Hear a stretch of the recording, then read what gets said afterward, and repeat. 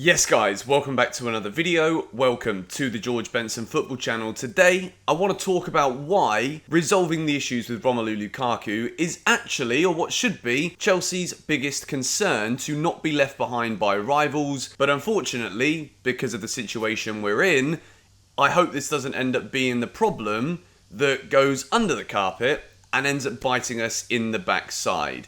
Over the course of the last few videos, I've been talking a lot about centre-backs, talking a lot about Rudiger's departure, which was virtually confirmed by the comedic response of Carlo Ancelotti yesterday, where he does the classic diplomatic response of, he's a Chelsea player, I don't know what you're talking about, mate, whilst having a massive grin and an eyebrow going halfway up to Mars on his face. So if ever there was any of you wondering, like, is there any chance he might just, flip this one and sign? It's done. It's over. We've got to deal with it. We've got to bring in some centre-backs, basically. We've also probably got to bring in a central defensive midfielder. We've also, good lord, it gets worse. We've also got to make sure that we actually have a new owner and any issues regarding the licensing that runs out at the end of May. We just got to hope that gets accepted if this purchasing whole ordeal gets delayed, which, let's be honest, you wouldn't be too surprised, would you? I wouldn't, certainly, at least. But the biggest problem that Chelsea should be dealing with as a result of what we saw in January with Liverpool's business, what we are seemingly getting closer to seeing with Man City's purchase of Erling Haaland, Chelsea have got a £97 million striker who gets given a game every 1 in 4, 1 in 5 games these days. When he does, he gets 60 minutes out of him and then he gets taken off, and we realise that the player who comes on for him, even though he's not necessarily a striker, of course I'm talking Kai Havertz here, he gets more touches of the ball, seems to link up a lot more with players around him.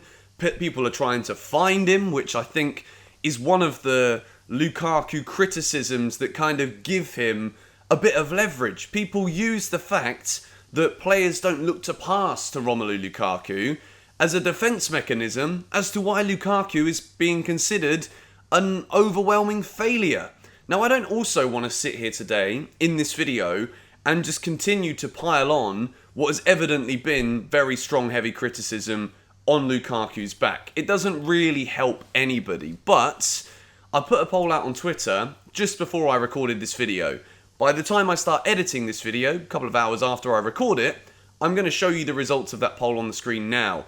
But I'm going to guess, and I promise you I haven't checked, I'm going to guess that the vast majority of people, more than say 65%, have said that there is no way that Romelu Lukaku can resurrect, rectify, rebuild, to use the RE words there in a little trio. There's no way that Lukaku can actually go out there and get this done or do this to allow Chelsea to have that striker playing in a system that works, because unfortunately for Romelu Lukaku, it started very well, had a wonderful performance at the Emirates, which gave us some genuine belief that we'd finally solved the issue since the departure of Diego Costa, that we've got a proper striker again. And we even won the Champions League without an out-and-out striker. We had Timo Werner, Kai Havertz, kind of, in a way, bit part, if you understand what I'm saying here, let me go along with this.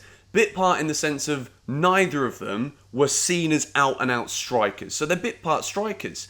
Timo can do the role, Kai can do the role, but is it where we get the best out of these players? Maybe not. You can argue Timo Werner, yes, but he's not prolific enough for Chelsea to not get absolutely drawn below the likes of Liverpool, the likes of Manchester City. So, the reason why I think resolving this Lukaku issue is actually probably one of the biggest issues Chelsea have that might just get swept under the radar, and then I'll bring back this video at the end of next season.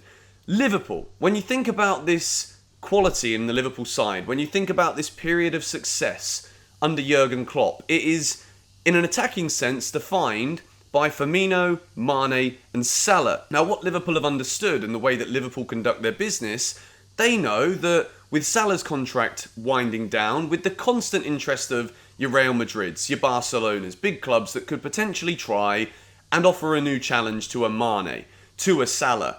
As much as I do think if Mo Salah wins a quadruple, he'll sign a new Liverpool deal and stay there for the rest of his career, Liverpool are incredibly smart with how they conduct their business to build for the future, to be in a position where if one of Salah or Mane leaves, there isn't a massive panic. And as a result of no panic, you don't get that massive dip in quality that has enabled Liverpool to establish this position they're in now over a period of a few years. Why has this happened? They bought Diogo Jota.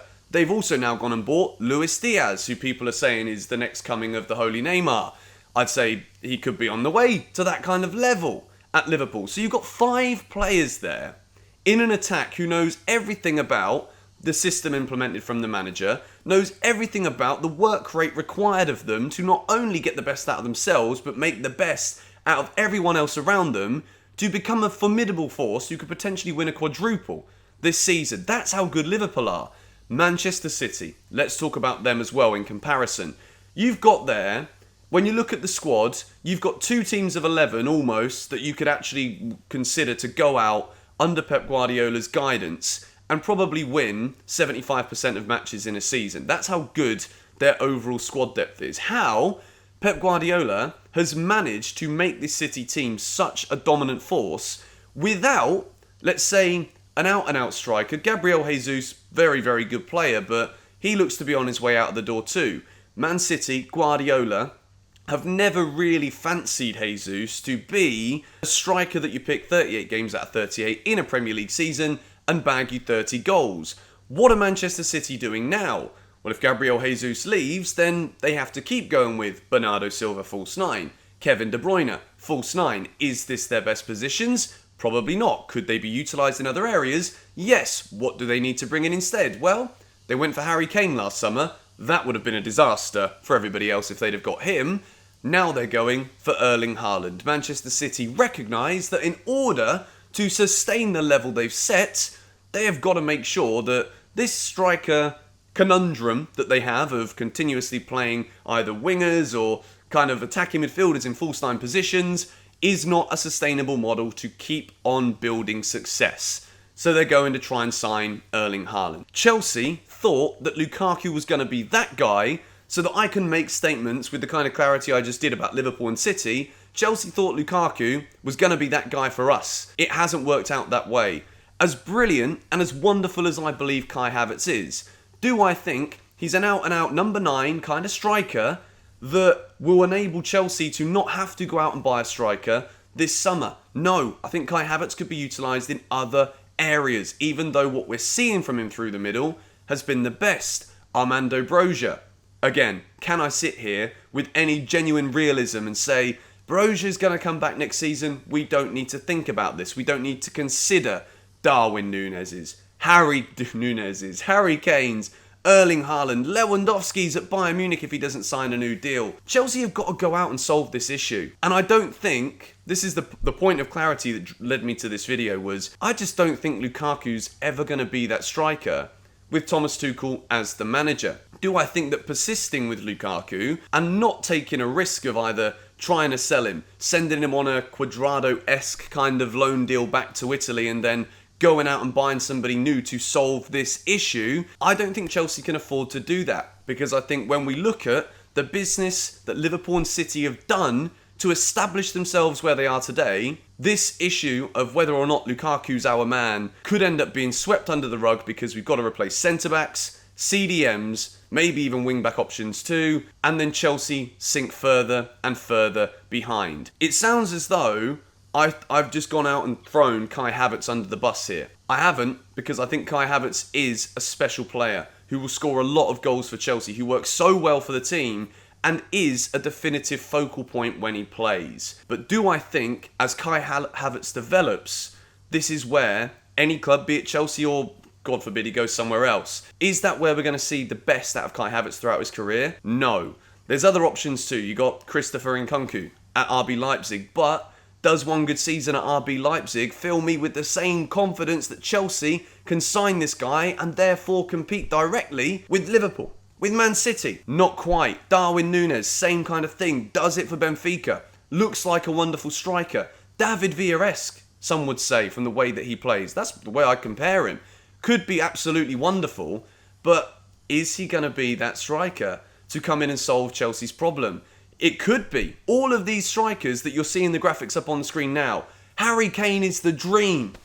But I think unless Chelsea actually just admit defeat in the Lukaku case, and actually go out there and get another striker, I do think that this could be the problem that ends up being the main factor why Chelsea sink further and further behind. I wanted to talk about this in a video today, not necessarily simply pinpointing who I think is a better striker for Chelsea than Lukaku, because that's a whole nother topic for itself. But I think just expressing this whole thing right now where all of the focus is on, obviously, new owners, all of these stories that we're talking about today, hypothetical, because we need someone to come in and buy the club and put some money forward for us to spend. We also need to make sure that we know what we're doing with Lukaku. It can't be that he goes on holiday at the end of this season. Chelsea behind closed doors are looking at these bids coming in, and you got that headache of 98 million plus and it's only 50 on the table. You need to solve this problem. Chelsea really need to know and either fully back Lukaku, in which case Tuchel's got a job to do about the way we play, or he just keeps him on the bench and we rely on Kai Havertz. Will that happen? I don't think so. So Chelsea have a massive summer